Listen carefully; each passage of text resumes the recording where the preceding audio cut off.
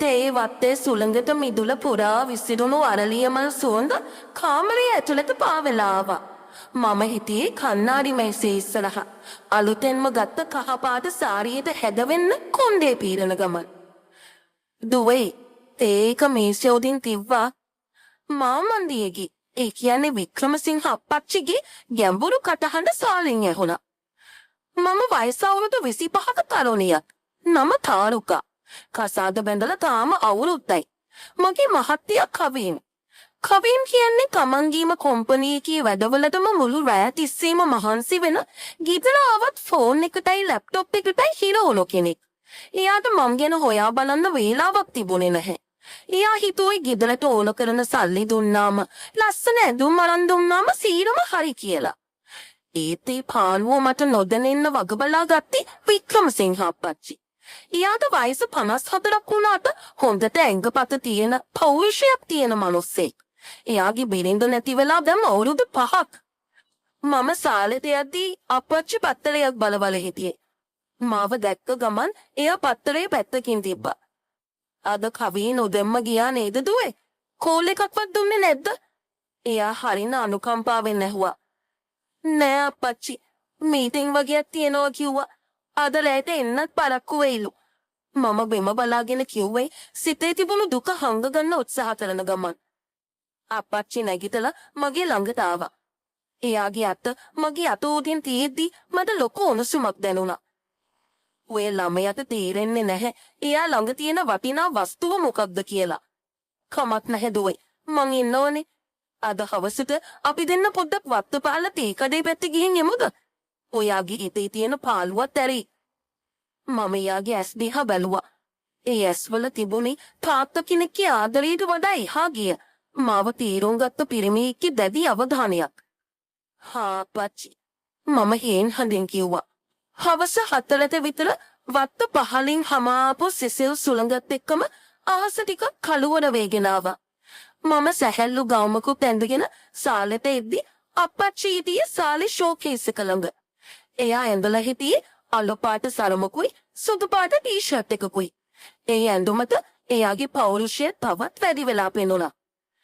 යමුද දුවේ, වහින්න කලින් පොඩ්ඩක් ඇවිදලා එමු. එයා මන් දිහා බලලා ලස්සනට hina වුණා. අපි දෙන්නත් ඒ වත්ත මැදින් තියෙන පොන්චි අඩිපාර දිගේ පහළට පයින් යන්න පටන් ගත්තා. ගසින් ගසට වැටෙන ඉවේලිය අතරින් යද්දි මට වෙනදට වඩා ලොකු නිදහසක් දැනුණා. කවින් එක්ක මෙහෙම ගමනක් ගිය කාලයක් මට මතක නැහැ. එයා කොහේ ගියත් ගියේ ඉක්මනින්. නැත්තම් කාර් එක ඇතුලේ ෆෝන් එකකින් කෑ ගහගන්න ගමන්. කවින් අදත් එද්දි රෑවී කිව්වා නේද දුවේ? අපච්චි මගේ එහා පැත්තෙන් ඇවිදින ගමන් හිමීට ඇහුවා. ඔව් අපච්චි. එයාට දැන් ගෙදර ගැනවත් මං ගැනවත් ගානක් නැහැ. මට නොදැනීම ලොකු හුස්මක් පිට වුණා. අපච්චි එකපාරටම ඇවිදින එක නවත්තලා මගේ ඉස්සරහට ආවා. එයා මගේ දෙපයින් අල්ලගෙන මගේ ඇස් දෙක දිහා කෙලින්ම බැලුවා. තාරුකා, ඔයා වගේ ලස්සන සූක්ෂම හදවතක් තියෙන කෙල්ලෙක්ව තනියම දාලා යන එක තරම් මෝඩකමක් තවත් නැහැ. රත්තරම් බඩුවක් පෙට්ටියක දාලා වහලා තිබ්බට වැඩක් නැහැ. ඒකේ අගය දන්න කෙනෙක් ඒක පරිස්සම් කරන්න ඕනේ. එයා එහෙම කියද්දි මගේ හදවත වේගයෙන් ගැහෙන්න පටන් ගත්තා. එයාගේ අත්වල තිබුණු රස්නිය මගේ අත් දිගේ මුළු ඇඟටම පැතිරලා ගියා වගේ දැනුණා. අප්පච්චි, මට කියවුනේ එච්චරයි. අප්පච්චි කියන්න එපා දුවේ. අපි දෙන්න විතරක් ඉති. එයා මගේ කනට ලම් වෙලා රහසෙන් වගේ කිව්වා. මට සේනක කියන්න. ඒ වේලාවෙම අහස ගගුරලා ලොකු වැසි බින්දු වැටෙන්න පටන් ගත්තා. අයියෝ වහිනවා. එන්න ඉක්මනට අර වතු බංගලාවේ පරණ ස්ටෝරු කාමරේට යමු. සේනක මගේ අතින් තදින් අල්ලගෙන පාර අයිනේ තිබුණු කුඩා ගොඩනැගිල්ල දෙසට දිව්වා. අපි දෙන්න ඇතුළට යද්දීම වහලේට වැසි බින්දු වැටෙන සද්දේ මුළු තැනම පිරුණා. අපි දෙන්නම කිත බීරීගෙන හිටියේ. සේනක මගේ මෝනට වැටලා තිබුණු තිත කොණ්ඩ කැරලි හිමීට පස්සට කරටි මගේ ඇස් පිය වුණා. වහලේට පටපට ගාලා වැටෙන වසි බින්දුවල සද්දෙත් එක්ක මුළු ස්ටෝරු කාමරේම එකපාරටම සීතල වෙලා ගියා. සේනකගේ තෙත බේරෙන අත් මගේ මූණ පුරා හිමීට යද්දි මගේ හුස්ම වැටෙන වේගය වැඩි වුණා. එයාගේ ඇස් දෙකේ තිබුණි මාව අත්හරින්න බැරි තරම් ලොකු පෙරේතකමක්. සේනක අපි ඉක්මනට ගෙදර යමු. වහින එක නතර වෙන පාටක් නෑ. මම තෙත බේරෙන මගේ ගවුමේ කුණක් අල්ලගෙන අපහසුවෙන් කිව්වා. මෙච්චර ලස්සන වේලාවක ගෙදර ගිහින් මොනව කරන්නද තාලුකා? එයා මගේ තවත් ළඟට ආවා. කවීනද එන්නේ නැති තරම්. ගෙදර ගියත් ඔයාට තියෙන්නේ පාළුව විතරයි. එයා මගේ තෙත බේරෙන උරහිසෙන් අල්ලලා මාව එතන තිබුණු පරණ ලී බංකුව උඩින් බාරි කෙරෙව්වා. ඊට පස්සේ එයා බිම දන ගහගෙන මගේ තෙත බීරෙන කකුල් දෙක එයාගේ මදින ලද දන හිසුලින් තියාගත්තා. සේනක එපා කවුරු හරි දැක්කොත් මම පස්සට වෙන්න හැදුවා. කවුරුත් නෑ දුවේ. සේනක ඉන්නකම් ඔයාට කිසිම දෙයකට බය වෙන්න දෙයක් නෑ. එයා හරිම පරිස්සමට මගේ කකුල් වල තෙත පිස දාන්න පටන් ගත්තා. එයාගේ ඇඟිලි මගේ හැම මත ගෑවිද්දි මුළු ඇඟ පුරාම අමුතුම රස්නයක් පැතිරිලා ගියා. කවීන් කවදාවත් මං ගැන මෙහෙම හොයලා බලලා නැහැ. මට මහන්සිද මගේ හිතට පාළුද කියලා එයා අහපු කාලයක් මට මතක නැහැ. ඒත් සේනක එයා මගේ පුංචිම ලක්ෂණීය පවා තීරුම් ගත්තා. වැස්ස ටිකක් අඩු වෙනකම් පැයක් විතර අපි ඒ ස්ටෝරු කාමරය ඇතුලේ කතා කර කර හිටියා. සේනක මගේ අත නොහෙලම අල්ලගෙන හිටියා. රෑ 8ට විතර වැස්ස තුරල් වුණාට පස්සේ අපි දෙන්න ගෙදර ආවා. ගෙදරට ඇවිත් ලයිට් දාද්දි මුළු ගෙදරම පාළුයි. කවින්ගෙන් කිසිම කෝල් එකක්වත් ඇවිත් තිබුණේ නැහැ. ඔයා ගිහින් ඇඳුම් මාරු කරගෙන ඉන්න තාරුකා මම උමුත් ඒකක් හදන්නම්. සේනක මගේ ඔළුව හිමීට අතගාමින් කිව්වා. මම කාමරයට ගිහින් ඇඳුම් මාරු කරගෙන තෙත කොන්දේ පිස දාමින් සාලෙට ඉද්දි සේනක තී කෝප්ප දෙකක් අරන් ආවා.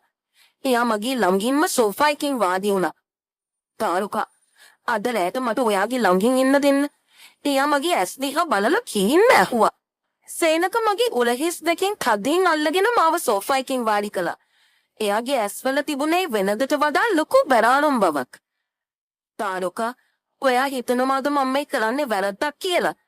එයා මගේ එහා පැත්තෙන් වාඩි වෙන ගමන් ඇහුවා. එයාගේ කටහඬේ තිබුණේ නොඹව අහිමි වෙයිදෝ කියන බය.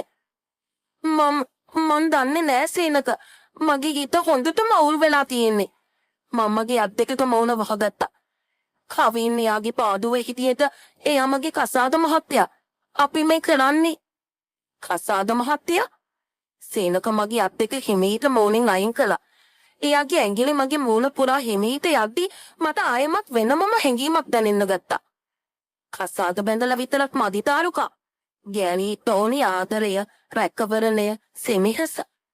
රාතිස්සේ තනියම කොට්ටෙට මූණ ඔබාගෙන අඬනකොට කවින් හිටියද ඔයා ළඟ? නැහැ නේද? මමයි හිටියේ. මමයි ඔයාගේ ඇස්වල තිබ්බ පාළුව දැක්කේ. සේනක කියපු හැම වචනයක්ම 100% ඇත්ත. කවින් මට ගෙයක්, දොරක්, සල්ලි දුන්නද කවදාවත් මගේ හිත ඇතුලේ තිබ්බ තනිකම දැක්කේ නෑ. ඒ වෙලාවෙම එළියෙන් කාර් එකක ලයිට් එළිය සාලේ වීදුරු අතරින් වැටුණා. ගෙදර ඉස්සරහ කාර් එකක් නතර වෙන සද්දය ඇහුණා. මම එකපාරටම ගැස්සිලා නැගිට්ටා. දෙයියනේ කවින් ඇවිත් මගේ මුළු ඇඟම විවුලන්න පටන් ගත්තා. බය වෙන්න එපා. සේනක ඉක්මනින් නැගිටලා මගේ මූණ දෙයකින් අල්ලගත්තා. එයාගේ ඇස්වල කිසිම බයක් තිබුණේ නැහැ. ඔයා සාමාන්‍ය විදියට ඉන්න. මම බලා ගන්නම්. සේනක ඉක්මනින් සාලේ ලයිට් එක දාලා පත්තරයක් අතට ගත්තා. මම ඉක්මනින් කොස්සිය පැත්තට දිව්වේ මගේ මූණේ තියෙන කලබලය හංග ගන්න. දොර ඇරෙන සද්දෙත් එක්කම කවින් ඇතුළට ආවා. එයා හිටියේ හොඳටම මහන්සි වෙලා කෝට් එකත් අතේ එල්ලාගෙන.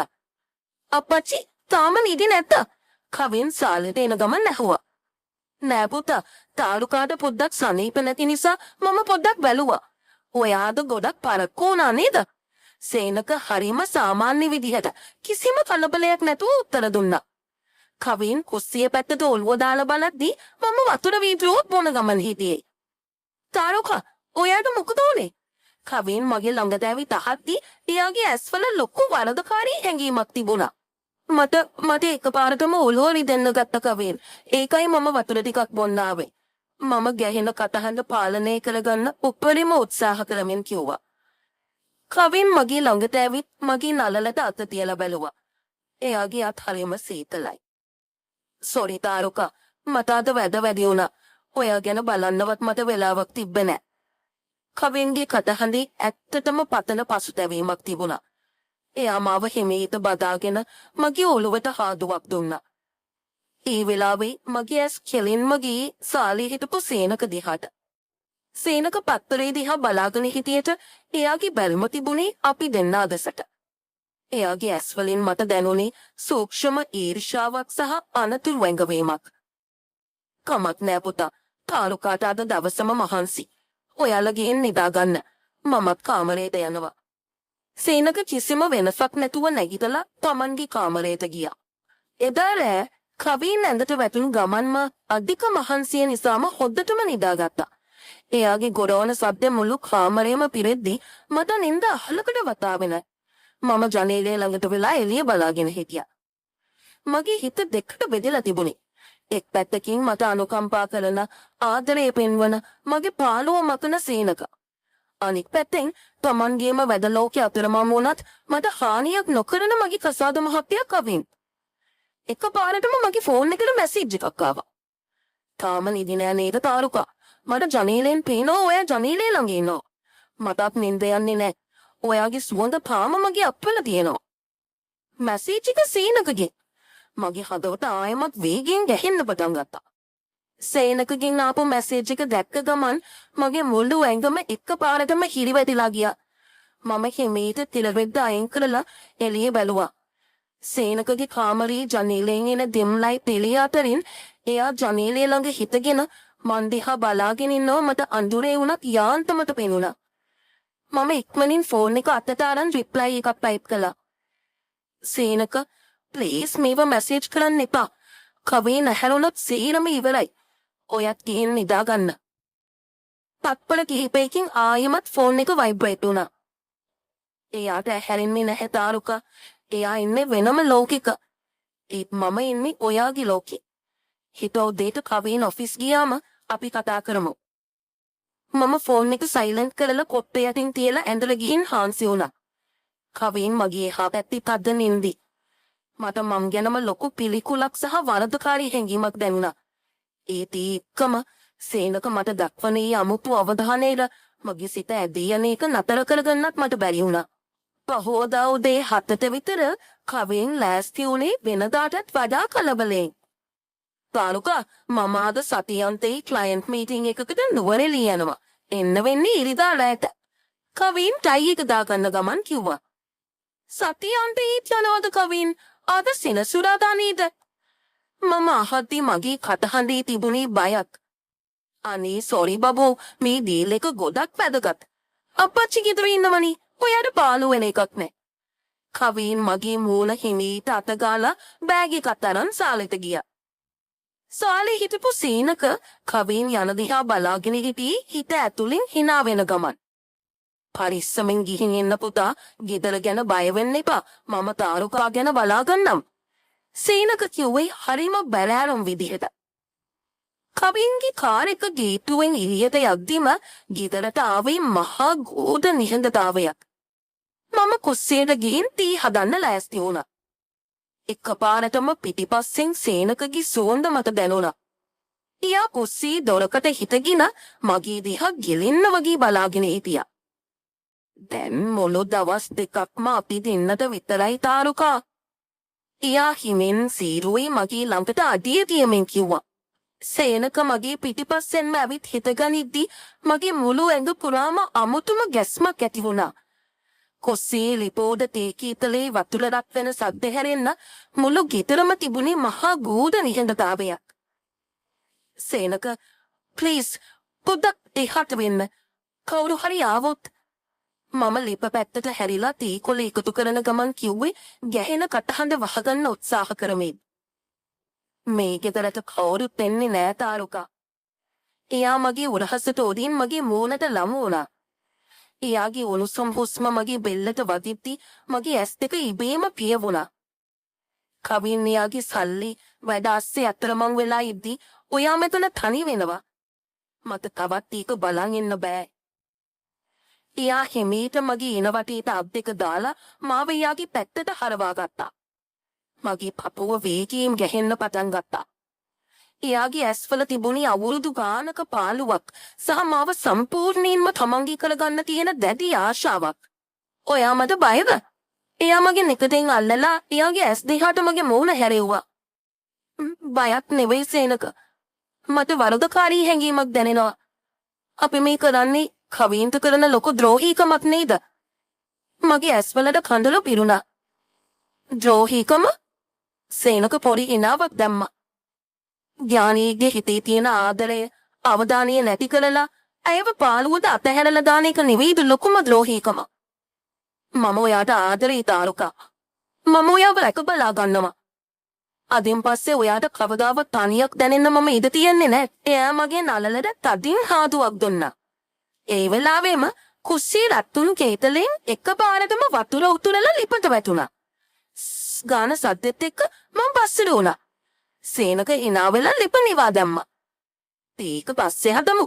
එන්න සාලෙට අපිට කතා කරන්න ගොඩක් දේවල් තියෙනවා. එයා මගේ අතින් අල්ලගෙන